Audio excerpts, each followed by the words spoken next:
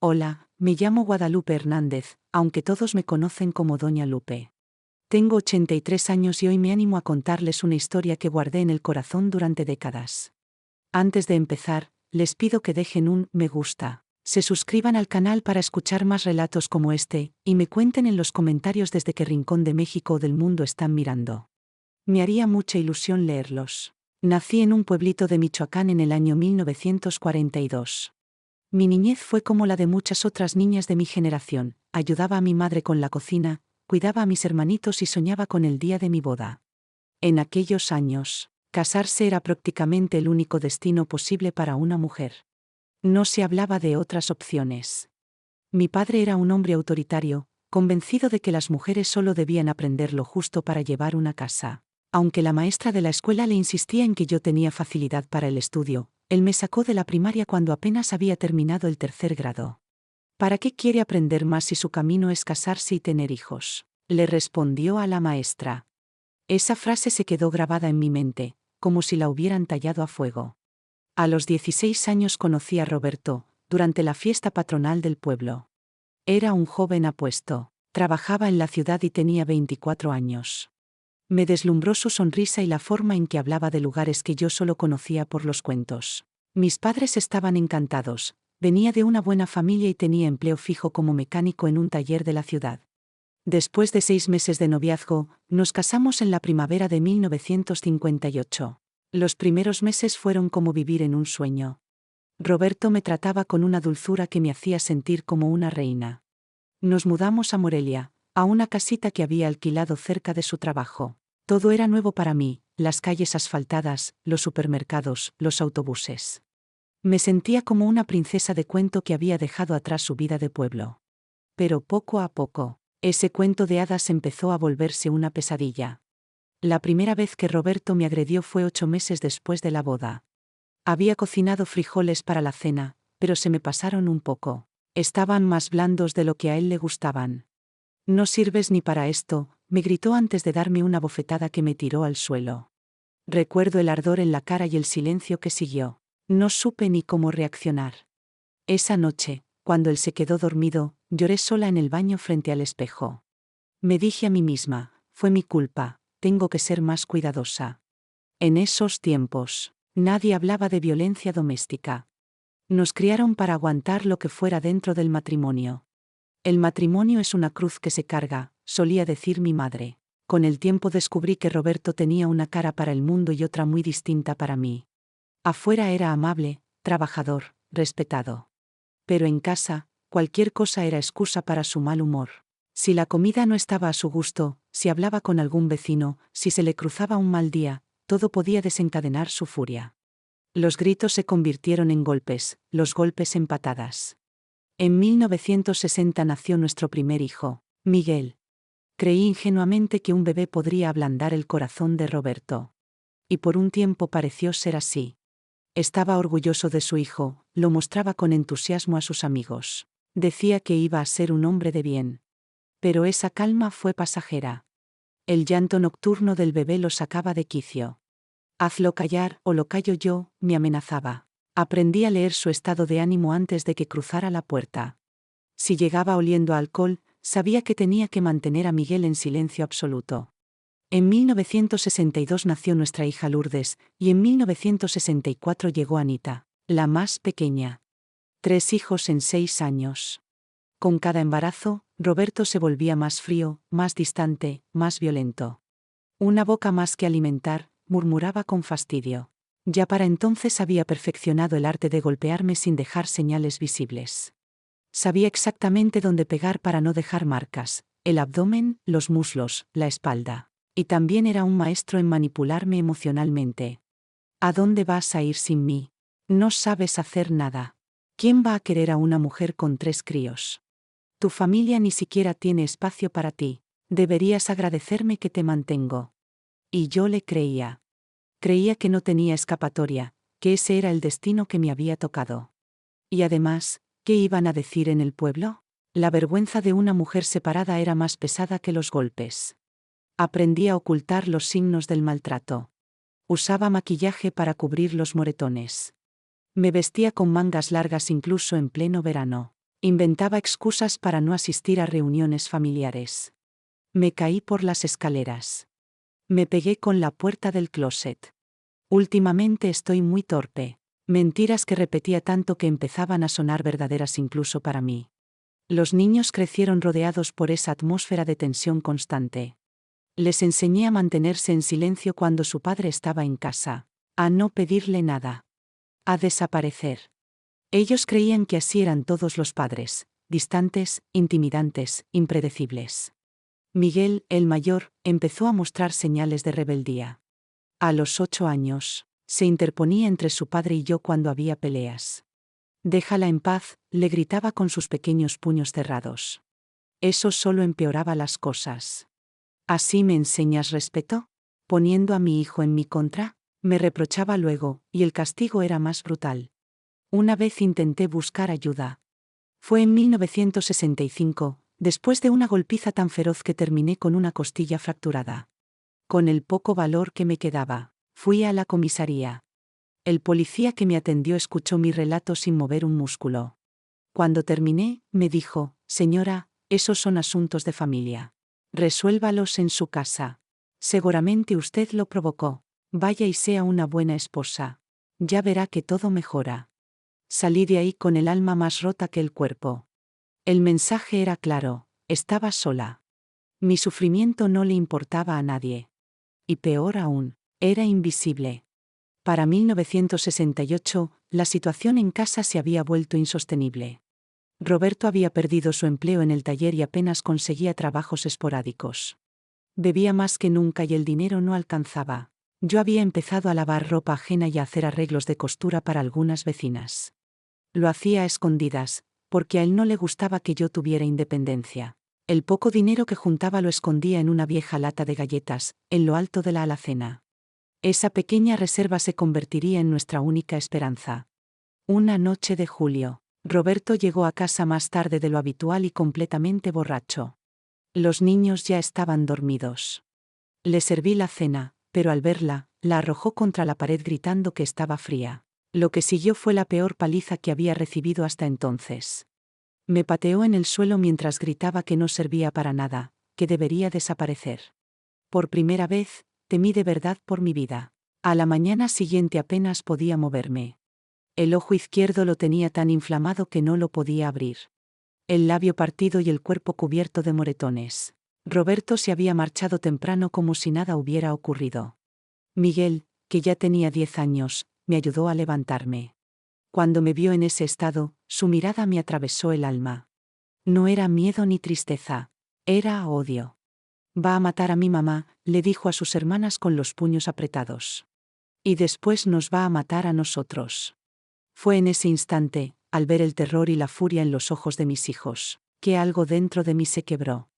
No era solo mi vida la que estaba en juego. Si me quedaba, Roberto me mataría. Y si Miguel intentaba defenderme, arruinaría su vida para siempre. Esa misma mañana tomé una decisión. Nos íbamos a ir. No sabía cómo, ni a dónde. Pero tenía que sacar a mis hijos de esa casa.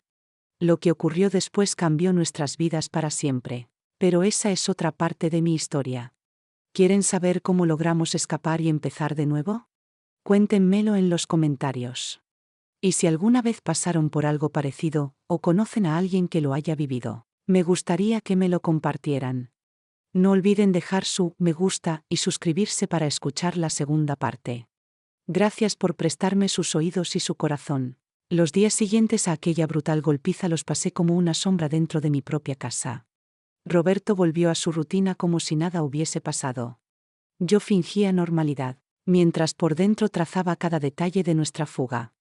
Lo primero que hice fue contar el dinero que tenía escondido en la lata. Había juntado 320 pesos.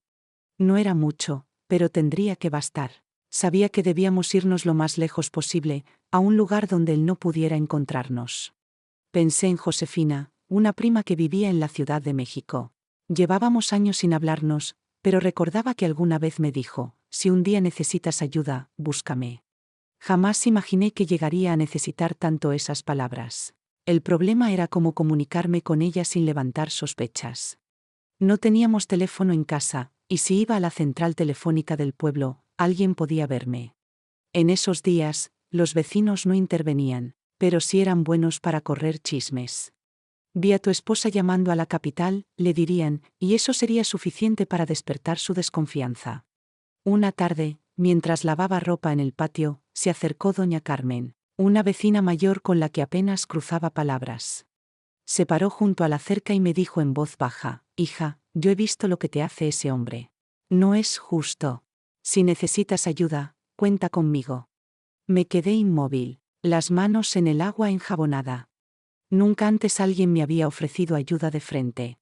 Las lágrimas comenzaron a caer antes de que pudiera evitarlas. Doña Carmen esperó en silencio, con una mirada llena de compasión. Esa misma tarde, cuando Roberto se fue a trabajar, crucé a su casa. Le conté mi plan de huir con mis hijos a la Ciudad de México. Sin dudarlo, me ofreció su teléfono para llamar a Josefina. Marqué temblando. Ella contestó al tercer timbrazo. Su voz era tal como la recordaba, cálida y fuerte. Cuando le conté mi situación, hubo un largo silencio. Finalmente me dijo: Lupita, vente a mi casa. Tengo un cuarto pequeño para ti y los niños. Aquí nadie los conoce. Podrán empezar otra vez. Sentí como si alguien me hubiese arrojado un salvavidas en medio del naufragio. Decidimos que saldríamos el sábado siguiente, 10 de agosto. Roberto solía salir ese día con sus amigos a jugar cartas y beber. No regresaba hasta la madrugada. Tendríamos suficiente tiempo para tomar el autobús nocturno. Los días previos fueron una mezcla de miedo y ansiedad. Cada vez que Roberto me miraba, pensaba que podía leer mis pensamientos. Empecé a guardar algo de ropa en una bolsa escondida en casa de doña Carmen. También escondí allí las actas de nacimiento y mi acta de matrimonio. Sabía que serían necesarias para construir una nueva vida. Les expliqué a los niños que íbamos a hacer un viaje secreto. Miguel, con sus 10 años, comprendió al instante. Se convirtió en mi pequeño aliado. Lourdes, con 6, estaba confundida pero emocionada por la idea de una aventura. Anita, con apenas 4, no entendía del todo, pero prometió guardar el secreto porque mamá dijo que es importante. Llegó el sábado con una lentitud que parecía interminable. Todo el día estuve en vilo, esperando que algo saliera mal. Temía que Roberto cambiara de planes, que alguien nos delatara sin querer. Para no levantar sospechas, le preparé su comida favorita. Durante la cena, hablé con naturalidad, le pregunté por su trabajo, fingí interés en sus respuestas. Mis manos temblaban tanto que las escondía bajo la mesa. A las 7 de la tarde, como de costumbre, Roberto se arregló para salir. Antes de irse, me observó fijamente, como si notara algo diferente en mí. «¿Qué te pasa? Estás rara», dijo entrecerrando los ojos. «Nada. Estoy cansada». «Anita no ha dormido bien», respondí con una sonrisa forzada. Pareció aceptar la excusa. Se acercó y me dio un beso en la mejilla, algo que no solía hacer. Ese gesto inesperado me heló la sangre. ¿Era ternura o una forma más de control? «No me esperes despierta», murmuró antes de cerrar la puerta. Esperé 10 minutos, contando cada segundo, hasta asegurarme de que se había ido.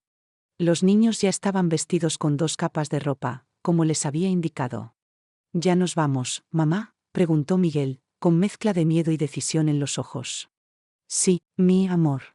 Vamos a casa de doña Carmen y de allí su hijo Ramón nos llevará a la terminal. Recuerden, no hagan ruido. Si alguien nos pregunta, vamos a visitar a la abuelita enferma. ¿Entendido?». Los 3 asintieron con seriedad. Sus caritas, tan pequeñas, mostraban una madurez que no correspondía a su edad. Tomé la bolsa con lo esencial, una muda de ropa para cada uno, algo de comida, nuestras actas y una foto de mis padres. También llevaba los 320 pesos guardados con tanto esfuerzo. Era todo lo que podíamos cargar de nuestra vida pasada. Justo cuando nos disponíamos a salir por la puerta trasera, escuchamos un ruido en la entrada principal. El corazón se me paralizó. Los niños se quedaron congelados. Contuve la respiración. El ruido se repitió. Alguien intentaba abrir la puerta. Roberto había vuelto. «Escóndanse», susurré mientras empujaba a los niños hacia el armario del dormitorio. «No hagan ruido, pase lo que pase». La puerta principal se abrió de golpe. Roberto entró tambaleándose. Borracho. Sus ojos recorrieron la sala hasta encontrarme de pie, junto a la mesa. Mi corazón latía tan fuerte que pensé que podía escucharse. «¿Qué haces despierta?», murmuró con voz pastosa. «Te dije que no me esperaras». Me quedé limpiando, respondí tratando de sonar natural. Estaba a punto de acostarme. Se acercó y miró hacia mis pies. Había olvidado quitarme los zapatos. Un descuido que podía costarnos todo. «¿Vas a salir?», preguntó con tono peligroso. «¿A dónde pensabas ir, Guadalupe?». «No, es que me duelen los pies y no me los quité al entrar», tartamudeé. No me creyó. Lo vi en sus ojos. La mandíbula se le tensó. Avanzó un paso, y yo retrocedí hasta chocar con la pared. «¿Dónde están los niños?», preguntó, mirando alrededor. «En casa de doña Carmen. Les invitó a ver televisión», mentí con desesperación. «Tú sabes que aquí no tenemos, y...». No alcancé a terminar la frase. Su puño me golpeó en la cara y caí al suelo. El sabor a sangre llenó mi boca. Intenté incorporarme, pero otro golpe me volvió a tirar. «Mentira. ¿Querías huir? Después de todo lo que hice por ti». Los golpes se sucedieron, uno tras otro. Intentaba protegerme como podía, pero era inútil. Entre el dolor y el miedo, oí un grito. Pero no era mío. «Déjala en paz». Miguel había salido del armario. Estaba frente a su padre, con los puños cerrados y las lágrimas brotando de la rabia. Roberto se quedó inmóvil por un segundo, sorprendido por la osadía de su hijo. «Miguel, no», grité, aterrada por lo que pudiera hacerle. Pero antes de que Roberto pudiera reaccionar, ocurrió lo inesperado. La puerta trasera se abrió de golpe. Entraron 3 hombres. Eran Ramón, el hijo de doña Carmen, y 2 vecinos más. Jamás los había visto intervenir antes. «Ya basta, Roberto», dijo Ramón con voz firme. Doña Carmen llamó a la policía. «Vienen en camino. Lo mejor es que te vayas ahora mismo». Roberto miró a los 3 hombres, luego a mí, y finalmente a Miguel, que seguía firme, temblando, pero sin retroceder. «Esto no se va a quedar así», murmuró entre dientes antes de empujar a uno de los hombres y salir por la puerta principal. Los siguientes minutos fueron confusos. Ramón me ayudó a incorporarme mientras los otros se aseguraban de que Roberto se hubiera marchado. Lourdes y Anita salieron del armario llorando y corrieron a abrazarme. Miguel seguía de pie, como en trance, mirando la puerta por donde había desaparecido su padre. «Tenemos que irnos ahora», dijo Ramón con firmeza. «Mi madre me contó todo. Los llevaré a la estación antes de que regrese». No había tiempo para pensar. Recogimos lo que teníamos preparado y salimos de esa casa para nunca más volver. El trayecto hasta la terminal fue silencioso. Cada uno lidiaba con lo que acababa de suceder a su manera. En la estación, bajo la luz pálida de un farol, abracé a mis 3 hijos. «Todo va a estar bien ahora», les dije, aunque por dentro dudaba de cómo cumpliría esa promesa. «Vamos a estar juntos. Nadie más nos va a lastimar». El autobús llegó pasada la medianoche. Mientras subíamos, eché un último vistazo a esa ciudad que había sido mi prisión por 12 años. Y a pesar del dolor, del miedo y la incertidumbre, sentí algo que no experimentaba desde hacía mucho tiempo. Esperanza. Cuando el autobús arrancó, alejándonos de Roberto y de todo lo que habíamos dejado atrás, supe que esa noche de agosto de 1968 marcaría un antes y un después. Era el final de una pesadilla y el inicio de algo nuevo. No sería fácil, pero por primera vez en muchos años, sentía que tenía el poder de elegir nuestro camino. Mis hijos dormían abrazados entre ellos en los asientos. Miguel, aún despierto, miraba por la ventana con ojos alertas, como temiendo que su padre apareciera de pronto. Yo llevaba a Anita en brazos, sintiendo su respiración tranquila sobre mi pecho. Mi labio partido ardía y el ojo ya se comenzaba a inflamar, pero el dolor físico era lo de menos comparado con el torbellino que llevaba dentro. Miedo, alivio, culpa, esperanza. Todo mezclado, confundido. «¿Estás bien, mamá?», susurró Miguel sin dejar de mirar la carretera. Solo tenía 10 años, pero sus ojos hablaban como los de un hombre adulto. «Sí, mi cielo», le respondí intentando sonreír. «Gracias por defenderme hoy. Fuiste muy valiente. Pero prométeme que no te volverás a poner en peligro así». Él asintió en silencio. Sabíamos que era una promesa imposible de cumplir. Miguel había dejado de ser un niño el día que vio a su padre golpearme por primera vez. Llegamos a la Ciudad de México al amanecer de un domingo. Jamás olvidaré esa primera impresión. El cielo gris, los edificios altísimos, el bullicio ensordecedor, la gente caminando en todas direcciones. Era como haber llegado a otro mundo. Yo, una mujer de pueblo con apenas tercero de primaria, 3 niños agotados y una bolsa con nuestras pocas pertenencias, de pie en la terminal norte, sintiéndome diminuta. Busqué un teléfono público. Mis manos temblaban tanto que apenas podía marcar. ¿Y si Josefina había cambiado de parecer? ¿Y si no venía? Diga.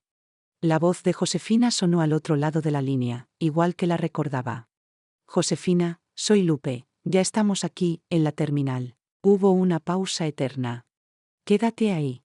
Llego en 1 hora, respondió finalmente. Esa hora se sintió interminable. Los niños estaban hambrientos, asustados. Yo intentaba mantenerme firme, pero la realidad me golpeaba con fuerza. Había dejado todo atrás. No tenía trabajo, ni un peso extra, ni un plan claro. Solo tenía 3 bocas que alimentar. ¿Había hecho bien?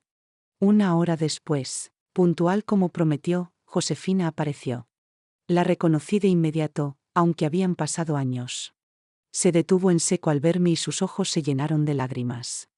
Sin decir palabra, me abrazó con fuerza, y en ese abrazo, todo lo que había reprimido durante años salió de golpe. Lloré con una intensidad que me vació el alma. Ya pasó, prima, me susurró. Ahora estás a salvo. Su departamento estaba en Tepito, en el corazón de la ciudad. Era pequeño, 2 cuartos, una cocinita, un baño compartido con otros inquilinos. Pero para nosotros, después de lo vivido, era un refugio. Es temporal, nos dijo. Estoy segura de que pronto vas a conseguir trabajo y algo tuyo. Esa primera noche en la ciudad, acostada en un colchón en el piso con mis hijos pegaditos a mí, volví a soñar. Soñé con un futuro sin miedo, con poder mirarme al espejo sin vergüenza, con tener una vida digna. Al día siguiente comenzó la verdadera batalla. Lo primero era encontrar escuela para los niños. Miguel debía entrar a 5º grado, Lourdes a 1º. Anita aún era pequeña, pero necesitaría quien la cuidara mientras yo trabajaba. Porque tenía que trabajar, eso estaba claro. Josefina, que era costurera en un taller del barrio, habló con su jefa, doña Matilde. Una mujer viuda que había sacado adelante su negocio sola. Cuando fui a verla, me dijo, Lupe, no puedo pagarte mucho, pero puedes traer a tu niña contigo. Tengo un rincón donde puede estar mientras tú coses. Acepté sin pensarlo. El trabajo era sencillo, coser botones, hacer dobladillos. Lo poco que sabía, lo aprendí sobre la marcha. El salario era justo lo suficiente para lo básico, pero era un comienzo. Los primeros meses fueron extremadamente difíciles. El dinero que había traído se acabó rápido. Vivíamos con lo mínimo, frijoles, arroz, y si acaso, algún huevo o trozo de pollo de vez en cuando. La ropa que trajeron los niños, ya de por sí usada, comenzó a quedárseles chica. Miguel, siempre protector, nunca se quejaba, pero yo veía cómo sus pantalones le quedaban cada vez más cortos. Cada noche, después de acostarlos, me sentaba con Josefina en la pequeña cocina. Ella me enseñaba a coser mejor, a leer patrones, a manejar la máquina. Con práctica vas a poder hacer vestidos enteros, me decía. Eso te va a dejar más dinero. A pesar de las penurias, también había momentos de alegría. Los domingos salíamos al Zócalo, donde los niños corrían libres entre la multitud. A veces, si había logrado ahorrar unas monedas, les compraba un helado o un dulce. Verlos sonreír con esas pequeñas cosas me daba fuerza para seguir. Miguel y Lourdes se adaptaron bien a la escuela. Fueron los primeros en nuestra familia en aprender a leer y escribir correctamente. Cada noche, Miguel me leía trozos de sus libros de texto, y yo absorbía cada palabra como si fuera agua. A través de ellos, yo también empezaba a aprender lo que me habían negado. El miedo a que Roberto nos encontrara seguía presente. Saltaba del susto cada vez que veía a un hombre que se le parecía. Miraba por la ventana antes de dormir, temiendo ver su silueta. Miguel desarrolló la costumbre de revisar la puerta 3 veces antes de acostarse. Pero con el tiempo, ese miedo empezó a aflojar. La ciudad, caótica como era, nos ofrecía el anonimato. Éramos solo una familia más entre millones. A los 6 meses de nuestra llegada, doña Matilde me ofreció un puesto mejor. Empecé a aprender a cortar telas y coser prendas completas. Con el aumento de sueldo, por fin podía pensar en buscar un lugar propio, aunque fuera pequeño. Fue en esa época cuando conocimos a don Pedro, un anciano carpintero jubilado que vivía en el mismo edificio que Josefina. Se encariñó con mis hijos, en especial con Miguel. Le enseñaba a trabajar la madera, le prestaba herramientas. Este muchacho tiene talento, me decía. Buen ojo y manos firmes. Don Pedro también nos habló de un cuarto en alquiler en un edificio cercano. Era modesto, con baño compartido, pero tendría una habitación para los niños y otra para mí. Y lo mejor, estaba dentro de lo que podía pagar.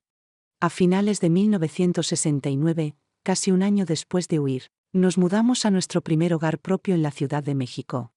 Las paredes estaban desgastadas, el piso era de cemento sin pulir, pero para nosotros era un palacio. Sobre todo porque era nuestro. Pagado con mi trabajo, sin deberle nada a nadie. El día que recibí las llaves, me temblaban las manos de la emoción. Esa noche, después de acostar a los niños, me senté en el borde de mi cama y lloré. Pero esta vez no eran lágrimas de miedo, sino de alivio, de orgullo. Susurré para mí misma, lo logramos. Habíamos dado el primer paso. Pero el camino hacia la verdadera libertad apenas comenzaba. Aún teníamos muchos desafíos por delante. La lucha diaria por sobrevivir en una ciudad enorme y demandante, criar a 3 hijos sola, y enfrentar los fantasmas que seguían persiguiéndome. Y aunque entonces no lo sabía, Roberto todavía no había desaparecido por completo de nuestras vidas. En los años que siguieron, aprendí que la libertad no solo era estar lejos del agresor, sino también liberarse del miedo, de la culpa, de esas voces internas que te repiten que no vales nada. Nuestro pequeño apartamento en Tepito se convirtió en el escenario donde comenzamos a reconstruirnos. Al principio todo era nuevo, abrumador. Durante semanas me despertaba en medio de la noche, sobresaltada, buscando a tientas a mis hijos, asegurándome de que estaban ahí, de que no era un sueño. El año 1970 llegó con una promesa silenciosa de cambio. Llevábamos ya más de un año en la capital, y aunque vivíamos con lo justo, habíamos logrado cierta estabilidad. Los niños asistían puntuales a la escuela. Yo seguía trabajando en el taller de doña Matilde. Poco a poco, nos íbamos adaptando a nuestra nueva realidad. En febrero de ese año, sucedió algo inesperado. Una tarde, mientras terminaba un vestido complicado, doña Matilde se acercó a mi mesa. Me observó en silencio un momento antes de hablar. «Tienes buenas manos, Lupe», me dijo. «Y aprendes rápido. ¿Te gustaría aprender a diseñar?» Me quedé helada. Para mí, el diseño era cosa de gente con estudios, con talento, con educación que yo nunca tuve. Pero, doña Matilde, apenas sé leer y escribir bien, le dije bajando la mirada a mis manos callosas. «Para esto no se necesitan diplomas», respondió con firmeza. «Se necesita ojo, paciencia y ganas. Y de eso, a ti te sobra». Así empezó mi formación en diseño y confección. Cada noche, después de acostar a los niños, me quedaba una hora más en el taller.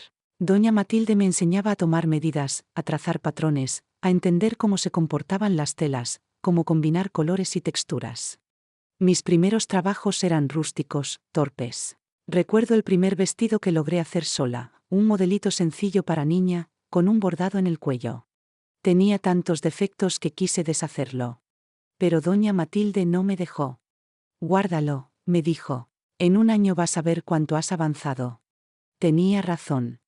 Ese vestido se convirtió en mi símbolo, mi medida de progreso. Cada prenda nueva era un poco mejor, cada puntada más precisa.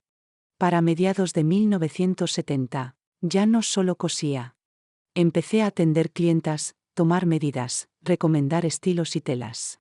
Mi salario mejoró. Eso significó comida más variada en la mesa, zapatos nuevos cuando los niños los necesitaban, y hasta algún regalo ocasional. Miguel, con 12 años, seguía aprendiendo carpintería con don Pedro. Se volvió como un abuelo para él. Juntos construyeron una mesa, luego unos estantes, y por último, una pequeña biblioteca donde empezamos a coleccionar libros usados comprados en los tianguis. Lourdes, con 8 años, mostraba una facilidad natural para los números. Su maestra me dijo que tenía talento. Dale libros, problemas para resolver, me recomendó. Yo asentí, pero me preguntaba, ¿cómo hacerlo si apenas entendía yo misma los cuadernos? La respuesta llegó de donde menos lo esperaba. Una de las clientas del taller, doña Elena, era profesora universitaria. Mientras le probaba un vestido para una conferencia, le hablé con orgullo de mi hija. ¿Sabes? Tengo montones de libros que mis hijos ya no usan, me dijo. Pueden servirle. El domingo siguiente llegó con 2 cajas repletas. Libros de matemáticas, ciencias, historia, todos en excelente estado. Lourdes los abrazó como si fueran un tesoro. Y lo eran. También conozco un programa de becas para niños con talento, añadió doña Elena antes de irse. Cuando sea un poco mayor, podría recomendarla. Esa visita sembró una nueva esperanza en mí. Por primera vez, pude imaginar un futuro diferente para mis hijos. Un futuro que no se parecía en nada al mío. Un camino donde la educación abriría puertas que a mí siempre me habían estado cerradas. Anita, mi pequeña de 6 años, era la más adaptable de los 3. Habiendo crecido en la ciudad, apenas recordaba la vida anterior. Para ella, el mundo era ese apartamento en Tepito, el taller de doña Matilde con sus retazos de tela, su hermano mayor que la protegía como un padre, y su hermana que le enseñaba a leer antes de empezar la escuela.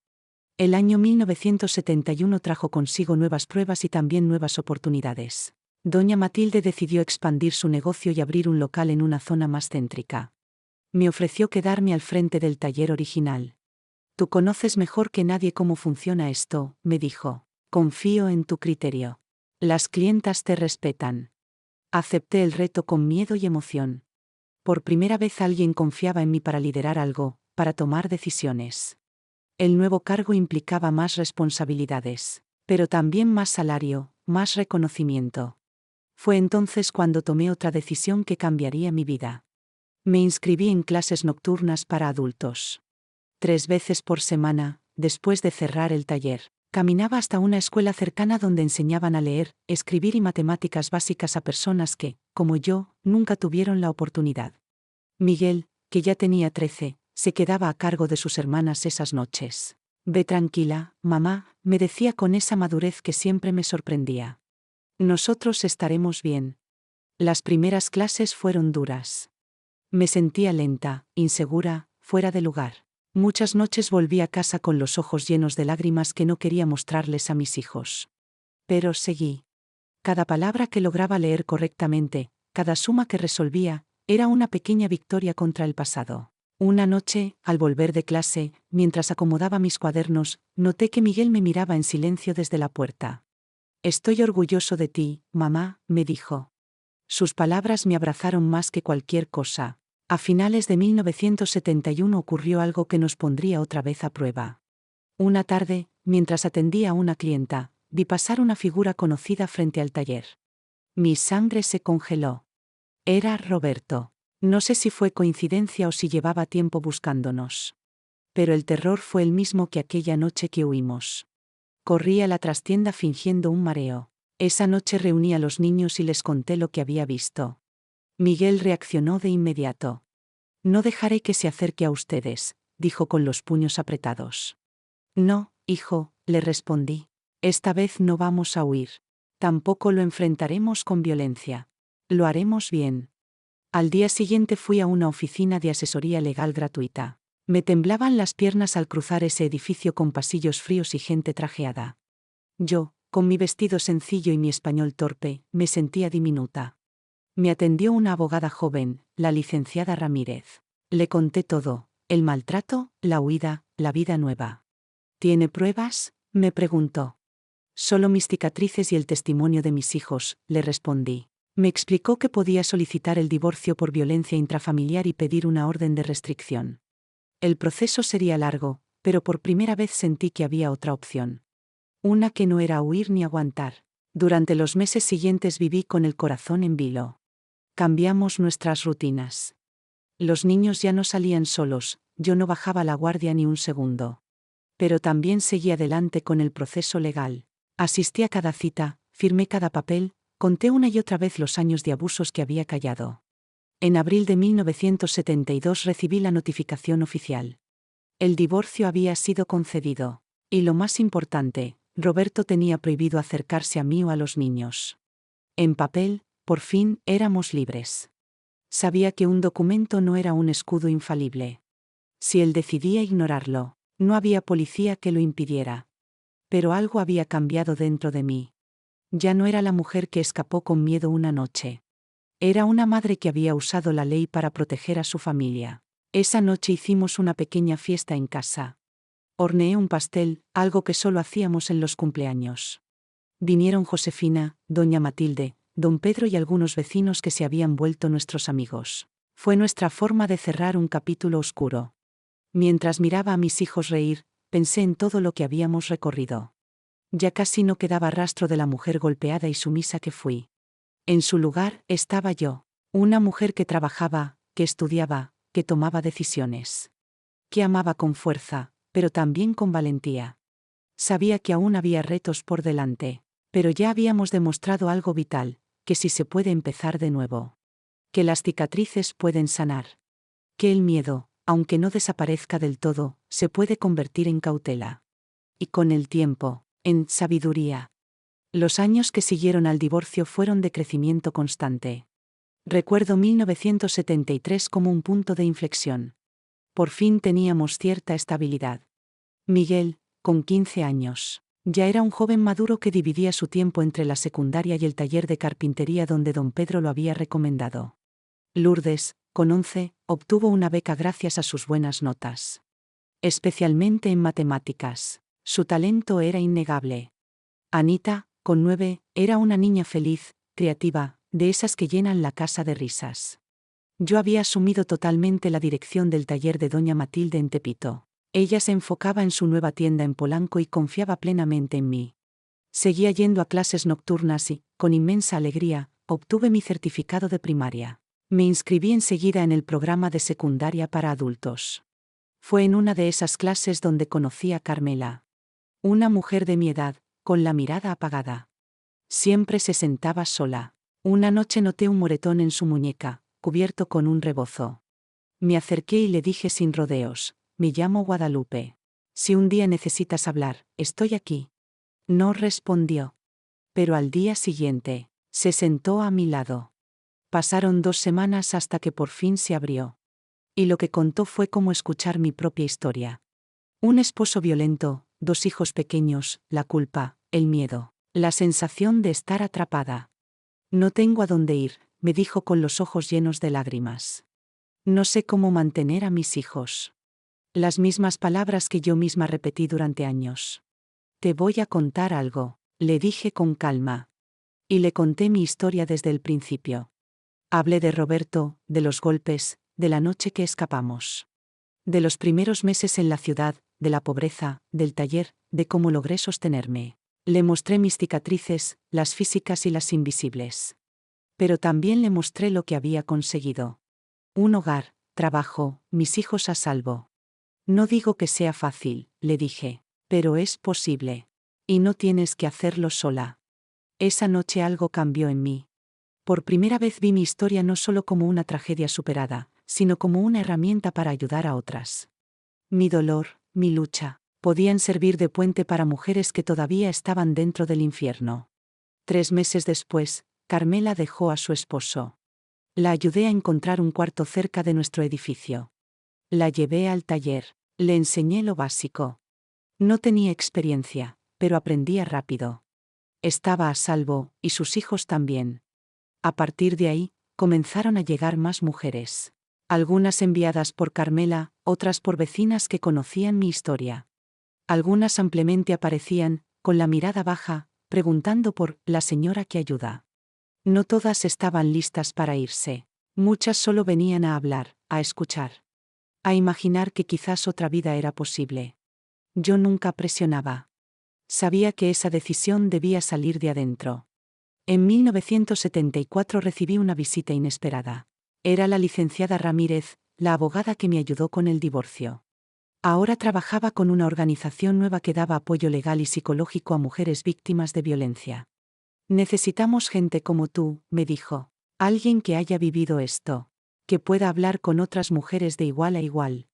Al principio me pareció una locura. Yo, con solo la primaria, trabajando con abogadas y psicólogas. Pero ella insistió. Tu experiencia vale más que cualquier diploma, me dijo. Y acepté. Empecé yendo los sábados por la mañana. Mi función era sencilla: escuchar, acompañar, compartir mi historia cuando hacía falta, mostrar que sí se puede.